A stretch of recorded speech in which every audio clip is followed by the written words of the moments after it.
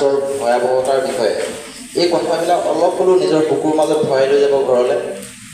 আৰু ঘৰৰ ওচৰত থকা যিখিনি মানুহ আজি যিখিনি আপোনালোকৰ লগত ইয়াতে বহি থকা নাই, সেই সকলোকে জনাব যে ড্ৰাগছ সেৱন কৰিলে অকল সেই ড্ৰাগছ সেৱন কৰা মানুহজনৰে নহয়, তেওঁৰ পৰিয়ালৰ আৰু আপোনাৰ ওচৰ চুবুৰীয়া গোটেই অঞ্চলটোৰ অশান্তিৰ সৃষ্টি হয়।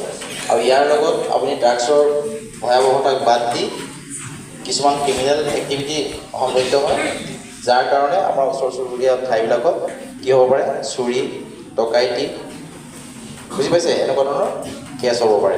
গতিকে আপোনাৰ সকলোৱে সাৱধান হ'ব। মই আজি যদিও এইটো ড্ৰাগছৰ বিষয়ে সজাগতা সভা আছে, তথাপিতো মই অলপ বেলেগ কিছুমান কথা আজি চান্স পাইছোঁ কাৰণে ইয়াতে কৈ যাব বিচাৰিছোঁ, যদি অনুমতি দিয়ে। এইটো হৈছে আপোনালোকে চাইল্ড মেৰিজ শুনিছে না?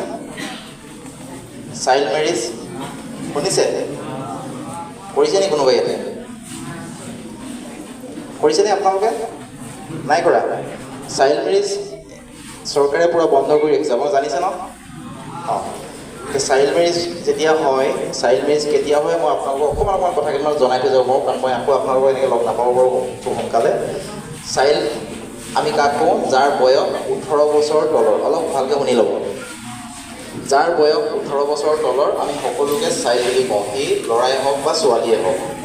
গতিকে ভাৰতৰ যিটা প্ৰচলিত আইন আছে, এই আইনত আপোনালোকক বিবাহটো 18 বছৰৰ তলত কৰাটো বাধা দি ৰাখিছে, বুজি পাইছেনে?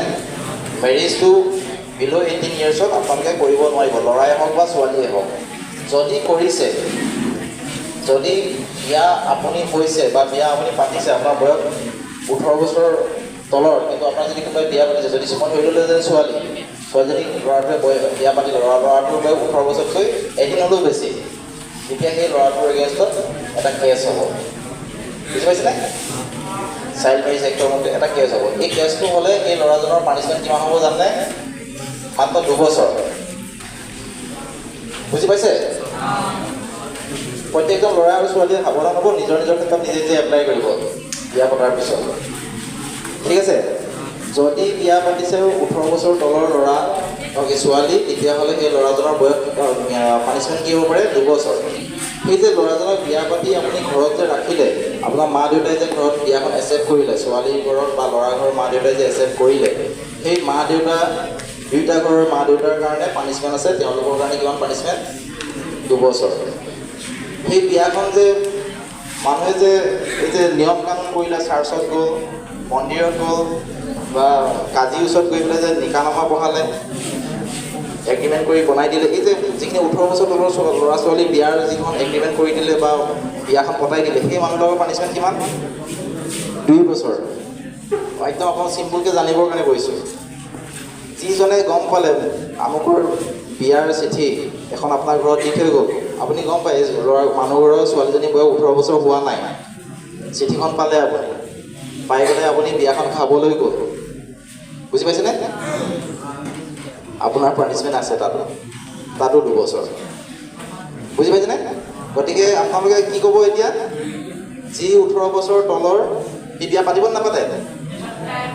কোনোবাই পাতিব নেকি? অঁ, একদম কৈ দিব, কোনো বয়ফ্ৰেণ্ডক যাতে কোনো গাৰ্লফ্ৰেণ্ডে নকয়, তই যদি মোক আজি ৰাতি নাহ মই ছুইচাইড কৰিম, একদম নক'ব। আৰু ক'লেও ইজনে বুঢ়া মন দেখাই দিব, নহ'ব মই নাযাওঁ, পাৰিবনে? অঁ, কিন্তু এইখিনি আপোনালোকে মানে হেৰি কৰিব লাগিব, নহ'লে কি হ'ব, কাইলৈ আপুনি এই বয়সত ওচৰত যদি গুচি যায়, পিছত আপোনাৰ ঘৰখন ধ্বংস হ'ব। এতিয়া ঠিক আছে, মই বিয়াখন হৈ গ'ল, বিয়াৰ 2 বছৰ পানিছমেণ্ট আছে, একদম গাত নালাগিলে, কিন্তু এতিয়া তাৰ পিছৰ কিছুমান কাহিনী আছে, শুনি ল'ব, আপোনাৰ শুনি ল'ব। এই যে ছোৱালীজনী পলাই গ'ল 18 বছৰ হোৱাৰ আগতেই, শুনিছে? বৰ ৰস পোৱা নাই ন কথাবিলাক? আইনৰ মতে ক'ত ৰখ?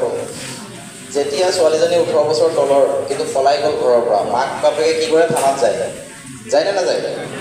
যায়। থানাত গৈ কি কৰে? এখন মিচিং এণ্ট্ৰি বুলি, তেওঁলোকৰ ভাষাত মিচিং এণ্ট্ৰি বুলি এখন দিবলৈ যায়, কাৰণ গাঁও মানে ক'লে ছোৱালীজনী পলাই গৈছে, তই থানাত জনাই থ, কাইলৈ যদি ক'ৰবাত কিবা এটা হয়, বুজি পাইছে?